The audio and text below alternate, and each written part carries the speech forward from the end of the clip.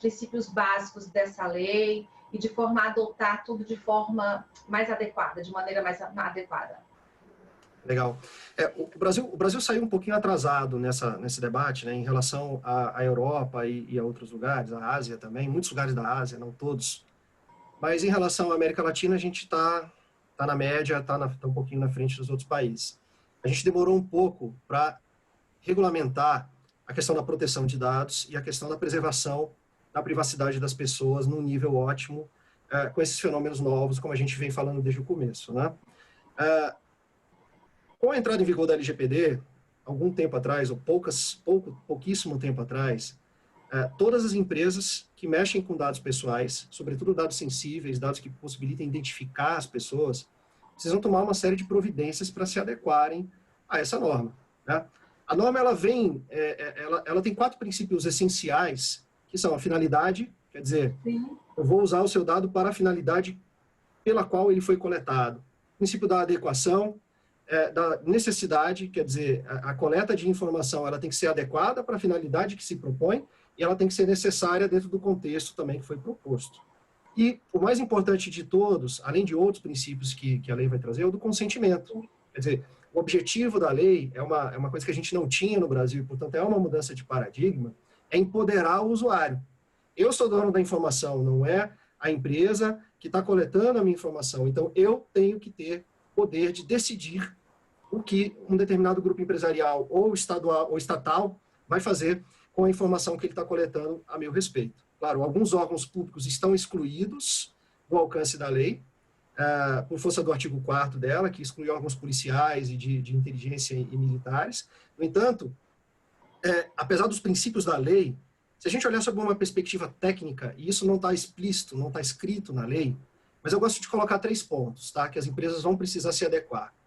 O primeiro princípio é adequação de governança. Então, práticas de governança de custódia, de tratamento e processamento internos de dados. O segundo é um princípio que eu chamo de consciência situacional. As empresas precisam entender que elas estão, ao se colocarem na internet, elas estão num mundo que muitas vezes é selvagem, vem ataque de todo lado. Então, elas têm que entender o que está acontecendo ao redor delas e aplicar estratégias em cima disso de proteção dos dados dos quais elas são custodiantes. E um terceiro princípio, eu vou chamar de contingência, quer dizer, as empresas têm que ter, a partir da Lei Geral de Proteção de Dados, planos de contingência para quando acontecerem, se acontecerem vazamentos, exfiltrações, perdas de dados, saber exatamente como agir e como mitigar os danos que esse tipo de ação pode causar. Até muito pouco tempo atrás... Sim, pois não, conclua. Pode concluir. Até muito pouco tempo atrás, um vazamento de dados acontecia no Brasil e ninguém era punido por isso, ninguém era culpado. Então, os dados continuavam disponíveis por muito tempo. Agora, as empresas vão ter que tomar atitudes também para tratar esses incidentes. E quando a gente fala isso, nós estamos falando dos riscos inerentes a isso, a você ter esse banco de dados, que quando a empresa tem, ela corre risco. A gente falou aqui no início, eu abri falando dos escândalos internacionais, a gente viu o Zuckerberg tendo que ir para tribunais internacionais, com o Facebook, enfim, com essas plataformas todas que o ser humano hoje ingressa. E aí, quais são os riscos para o empresário em geral, na desobediência dessa lei? Nós sabemos que são muitos, mas assim, em geral, o que o senhor tem a dizer sobre esses riscos e penalidades, enfim? É interessante, você cita o caso do Facebook, e você vê, é uma empresa global, ela opera em muito mais de 100 países, em quase todos os cantos do mundo, exceto nas poucas regiões onde ele é proibido de operar, por governos ditatoriais. E o que acontece é, como ele está sujeito a diversas jurisdições, ele acaba tendo algumas chamadas, alguns momentos em que ele é obrigado a prestar satisfações pelas políticas de dados perante órgãos europeus e perante alguns órgãos do governo dos Estados Unidos. Mas a regra no mundo ainda é que o dado seja propriedade da empresa, não do cidadão. Claro, com essa mudança de paradigma que é comandada, sim, pela legislação europeia, mas que agora está sendo adotada no Brasil, as empresas têm que dar uma satisfação maior para o usuário, existe um empoderamento do usuário no sentido de que ele é o detentor desse dado. Quando você vai para a perspectiva do risco, e tendo isso em mente, quer dizer, a informação pertence agora ao indivíduo, e esse indivíduo tem que tomar algumas decisões, por exemplo, a empresa não pode usar o número de telefone do indivíduo para uma finalidade que não seja aquela que foi combinada entre os dois. por um contrato, um acordo de usuário final. A empresa não pode usar o e-mail, ela não pode repassar isso para uma outra empresa.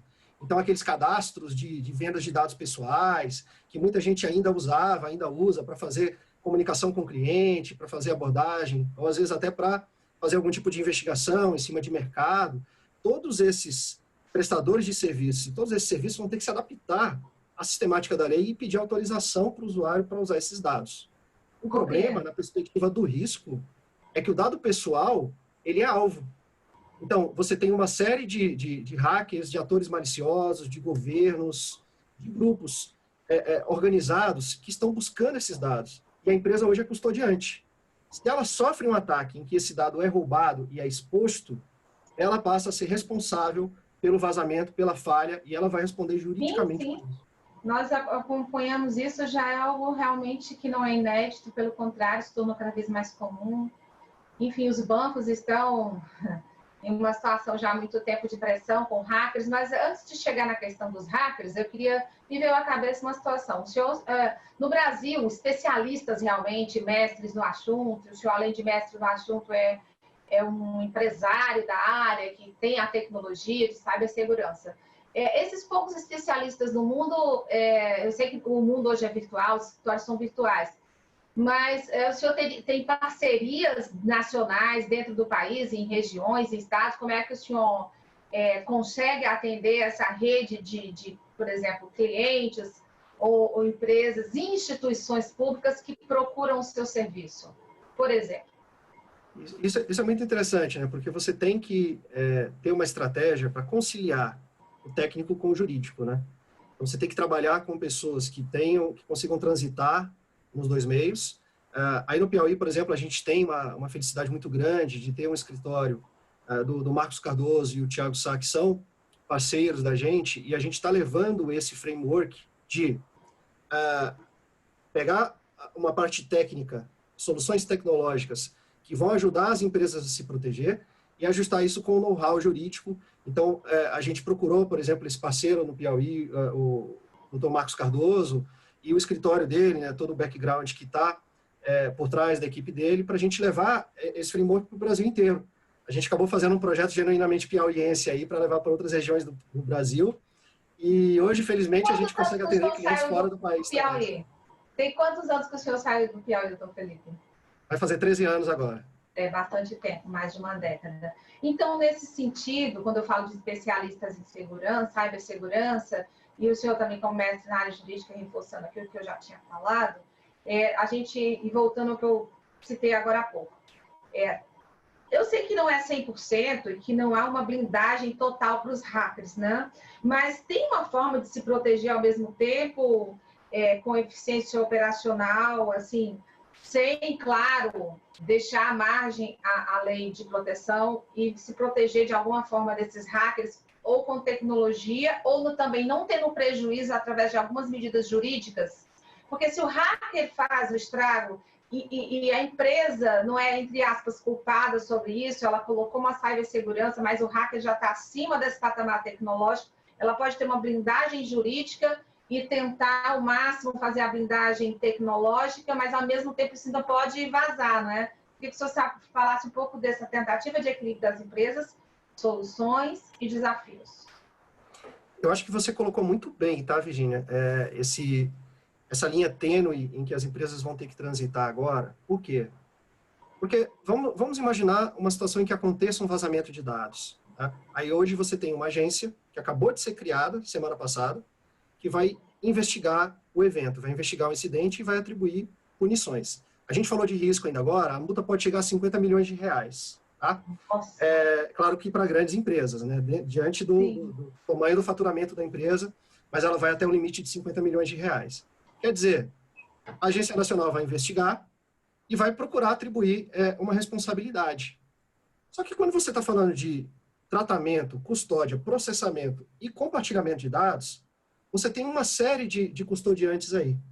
Então, a empresa, ela tem que tomar todas as medidas tecnológicas e jurídicas, por isso a gente tem que fazer essas parcerias, transitando nos dois mundos, que garantam que a responsabilidade por um vazamento, se ele ocorrer, não seja da empresa. O que significa todas as medidas tecnológicas e jurídicas? Primeiro, é um compliance, total com aquilo que está previsto na LGPD, só que a LGPD ainda é um tanto genérica, porque ela fala boas práticas, mas ela não discrimina quais são essas boas práticas. Então, a gente vai buscar, claro, na doutrina, a gente vai buscar na nossa experiência com tecnologia da informação, e vai tentar entender o quê? Olha, a empresa tem que demonstrar a todo momento e a qualquer momento que ela está usando softwares atualizados, que ela não usa software pirata, que ela tem uma política de treinamento para os seus usuários, para as pessoas não saírem abrindo qualquer link, clicando em qualquer coisa para perder senha, perder credencial, que permitam ataques mais sofisticados, que a empresa corrija as vulnerabilidades uma vez que detectadas. Ela tem que trabalhar, e a maneira mais eficaz de fazê-lo é em cima daquele tripé que a gente falava agora há pouco, né? Uma boa governança do que eu faço dentro de casa, Sim. uma ampliação da consciência situacional, no sentido de que eu tenho que entender como os hackers atuam, eu tenho que entender como eles me veem. Na verdade, é esse o produto que a gente faz na minha empresa, né? A gente tem um software que mimetiza o comportamento do hacker.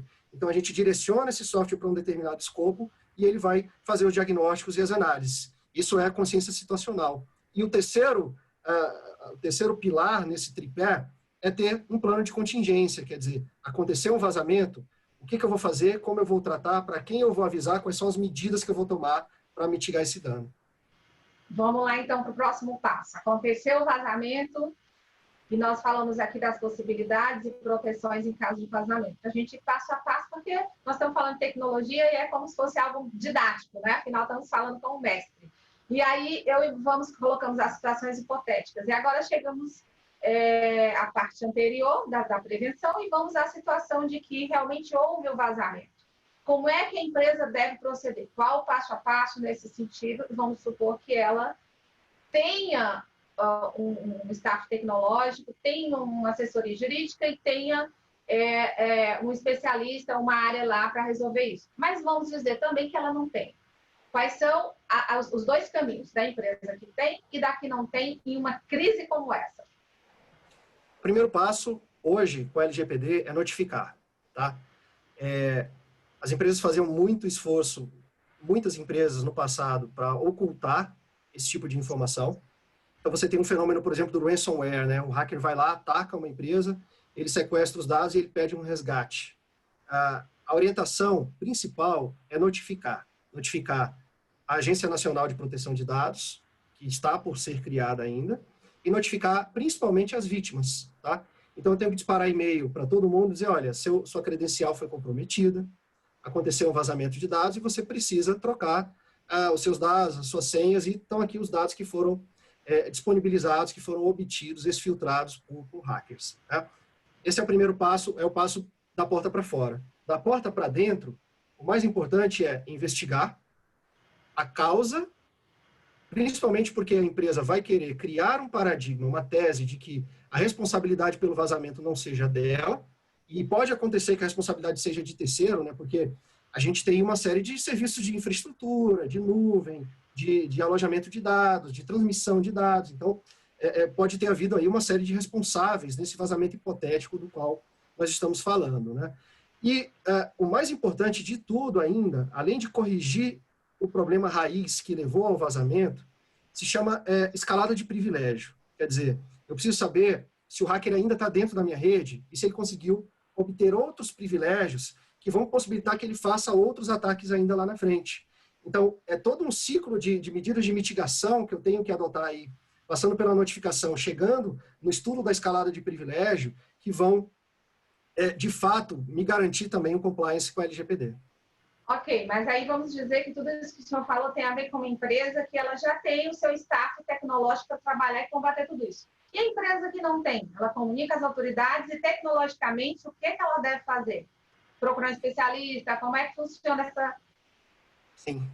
É muito legal esse teu ponto, por quê? Porque não é só o grande banco, a grande empresa que vai ser obrigada a preservar o dado, né, por força da LGPD. O pequeno empresário que tem um cadastro mínimo que seja de clientes, sofre um vazamento, ele vai ser responsabilizado da mesma forma. Tá? A lei de proteção de dados, ela impõe às pessoas que, mesmo o micro, o pequeno, o menor empresário que seja, que tem uma lista telefônica de clientes, ele tenha cuidado com esses dados daqui para frente. Quer dizer, ele não disponibiliza esses dados publicamente na internet, ele não disponibiliza esse dado para terceiro sem o consentimento do cliente, e se ele sofre vazamento, aí sim, aí você tem um ponto válido. Ele vai ter que assumir o custo de tratar esse vazamento, de trazer alguém para fazer essa investigação para ele e buscar entender quais foram as causas que levaram a esse fenômeno. Doutor Felipe, né, dentro dessa circunstância que a gente vem abordando muito, eu estou batendo muito nessa tecla porque a gente vive sobre essa constante ameaça, né? Que é a insegurança tecnológica. Essa invasão, quando a gente fala da cibersegurança desde o início, essa invasão de privacidade, ela é tão, vamos dizer, tão nociva quase, quanto a insegurança mesmo doméstica que o Brasil vive hoje. Quando eu falo doméstica, é a segurança nacional, a segurança nas ruas, a insegurança, né?